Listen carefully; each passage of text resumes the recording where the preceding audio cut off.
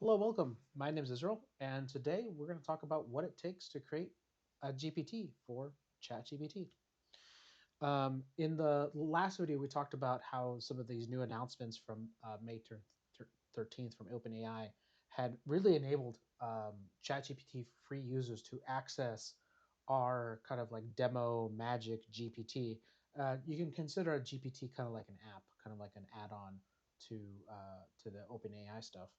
And what it's going to take is essentially uh, some magic that may not be available on the public web and turn that into some sort of insight and solution that you can interact with online.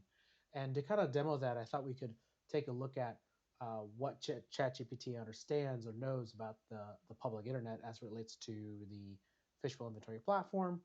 Um, show you what we've done and then what it takes for us to do that, plus kind of a clear example of like what we could ask it to do, and then what we could actually use it in an actual database result.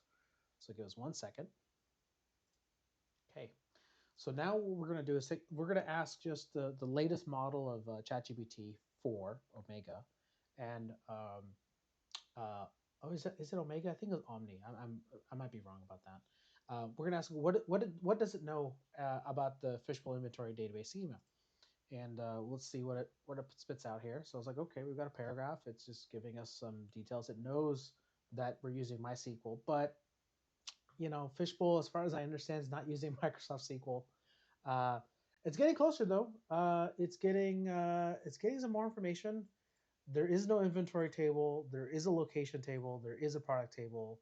There's a sales order PO table. These tables don't exist. That does exist. That technically exists. Yes, it does exist. It exists. Does not exist.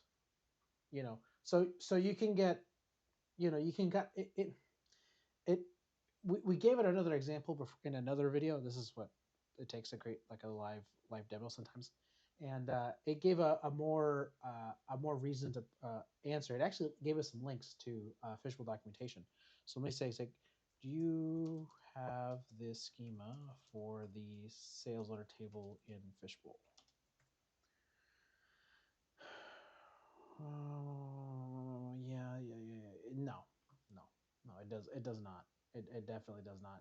It has if you were to create your own fishbowl, a table, but like and this is the thing about GPTs and Chat GPT is that like in the absence of information or with clarity, it's just going to go, you know what, this sounds right. So let's give it that. And that's ultimately what we're trying to do is we're trying to save our customers from the hype of ChatGPT and large language models, and try to teach ChatGPT via their GPT solution what is the truth. And to do that takes quite a bit of effort.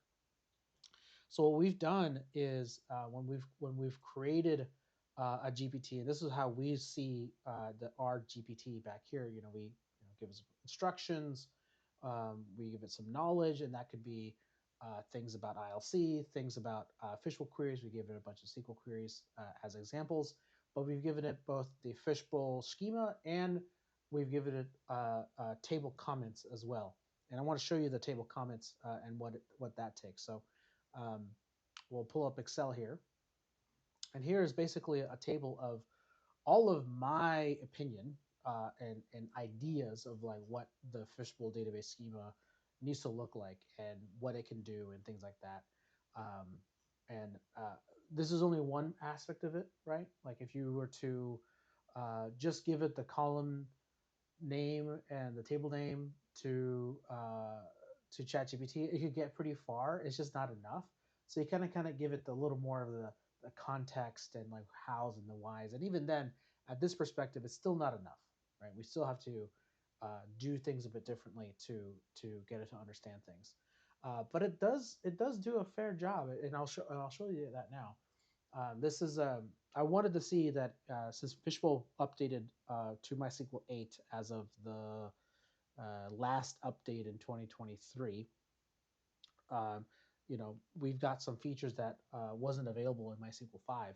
So I knew recursive queries were a thing, and I wanted to see like, hey, given the MySQL 8 database that Fishbowl is using and the report tree table from Fishbowl, which I asked my GPT, because it should know what that is, can it create a query that shows what's going on? So I'm going to copy this code, and it did. It gave me that, and it gave me some instruction of like how it works and the magic and that sort of thing, and that's cool.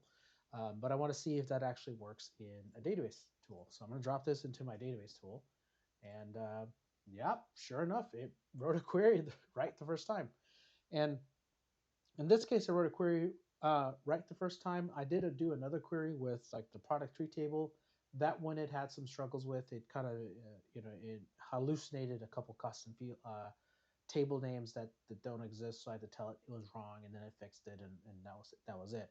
But it's getting pretty close. It's getting pretty usable in terms of being able to ask GPT for a solution or a query or some sort of like quick thing, and it will spit something out and give you that result.